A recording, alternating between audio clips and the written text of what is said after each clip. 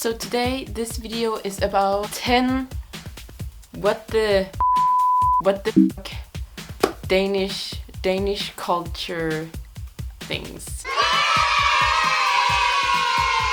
12 what the fuck Danish culture things that are a bit questionable. If you want to learn more about Danish culture, you have come to the right place. Number 1. If you are 25 and unmarried, the tradition is that we kidnap you, tie you to a pole, and throw cinnamon at you. I don't know why we do this, but it's very often when I bike home from school or something, you can see one of the light poles where there's like so much cinnamon like around it, which means that the previous night someone have been tied to that pole and been thrown cinnamon at. And as an extension of this, we have number 2. If you are 30 and still not married, you will get a huge barrel construction put in front of your house. Way home from school, and believe it or not, someone put one of these here. It's called like a pepper grinder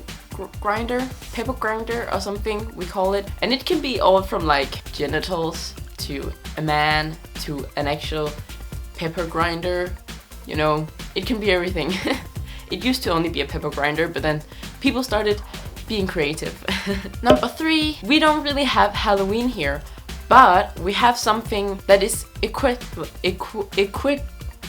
cannot say that word.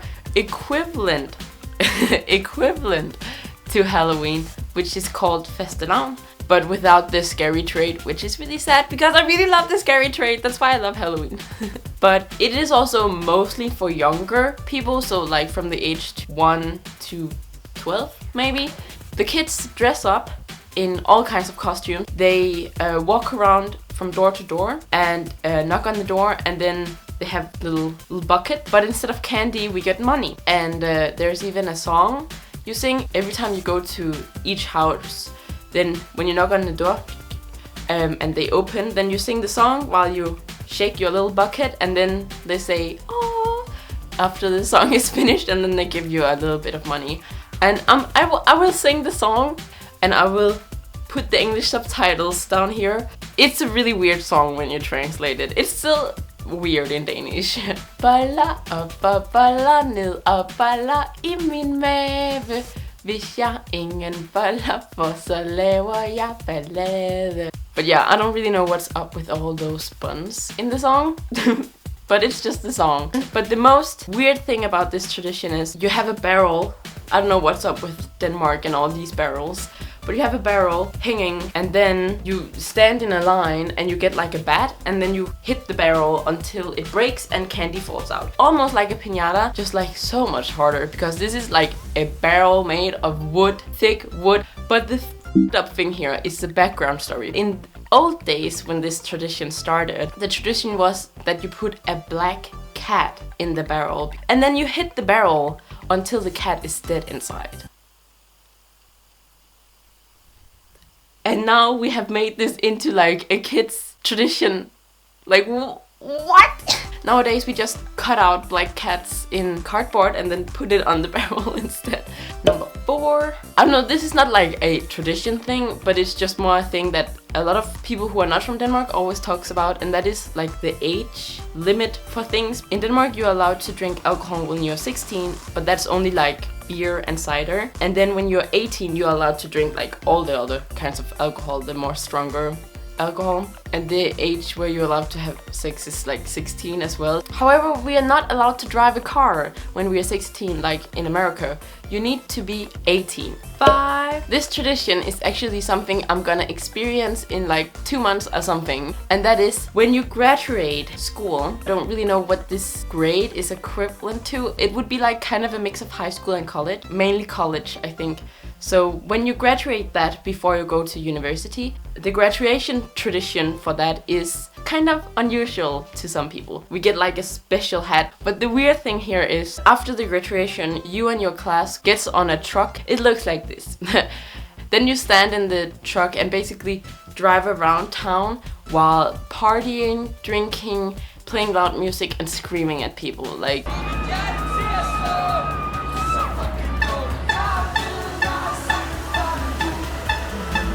yeah, it's kind of weird. Number 6, leverpostej. And leverpostej is basically so basically it's like a liver pate where, you know, you have some liver and then you spread it out on your bread and you eat it. I don't like it. Almost every Danish person who eats meat loves it, and especially if it gets warmed up a little bit. Number 7. So this tradition here is weird. So it's called Sankt Hans Aften, and basically what we do that night is we have a big bonfire and sing a lot of songs, which sounds really cozy. But on the bonfire we make like a witch, a big doll that is a witch, and then we put it on the top of the bonfire and then we burn her, because that's what you did in the old days. You burned the witches, but instead of actually burning people that we think are witches, we just make a doll instead. Despite the historical brutalness there is of accusing women for being witches when they have done absolutely nothing, it's actually a really cozy day. Everyone are gathering around a bonfire and we are having fun and, you know, singing songs. It's cozy. Number 8. When something is fun, we say fis, and fis basically means fart. For example, I'm just having fun with you, I'm just like making fun of you or making fun of whatever. We don't say I'm making fun of, we are actually saying, oh, I'm just making farts of you, which is so weird. But it's also in like, oh, that's a bummer, we also say, oh, that's fart. But if something is a bummer, it's farts. And if we are making fun of something, we are making farts of it.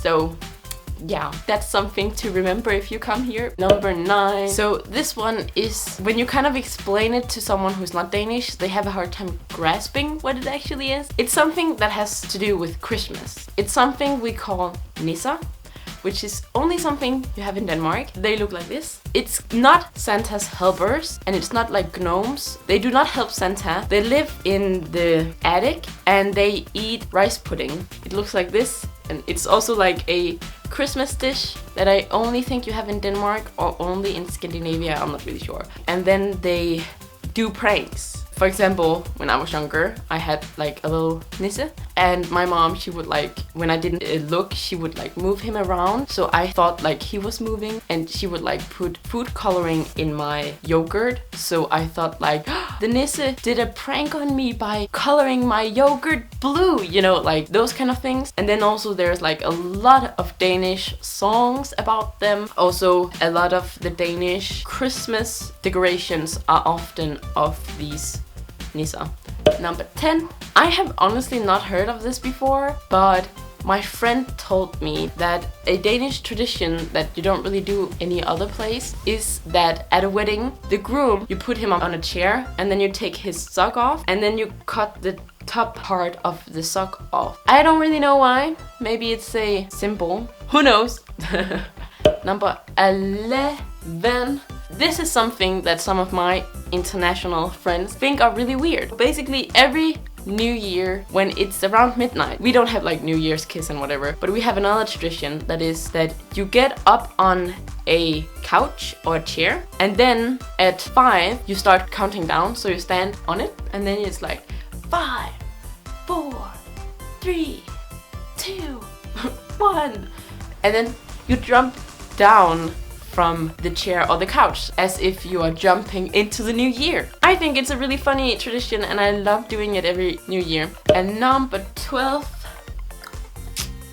the last one. This is something you do every Easter, and this is where you make something called Gækkebrev. A Gækkebrev is basically where you have a piece of paper and then you cut in it and you make like a pretty thing. And then you write on it, you write to mom, dad, grandma, grandpa, who knows, to someone from, and then you write like dot dot dot. You have to put as many dots as there are in your name. If I write one to my mom, she has to guess who is the one that made it. Basically, if they don't guess it, you get a bunch of chocolate. And usually this is also more a tradition for younger kids. That's a little fun tradition as well. Oh my god! Oh, it's been a while since I filmed a video this early. I guess that was all the traditions for today. I hope you guys learned a little bit more about Danish culture. And if you are here for learning more about Danish culture, you should definitely check out my video about weird Danish sayings. I will link in the description down below. Don't forget to subscribe if you want to see more of me. I hope you guys will have a great day, and I hope I will see you guys next time. Bye!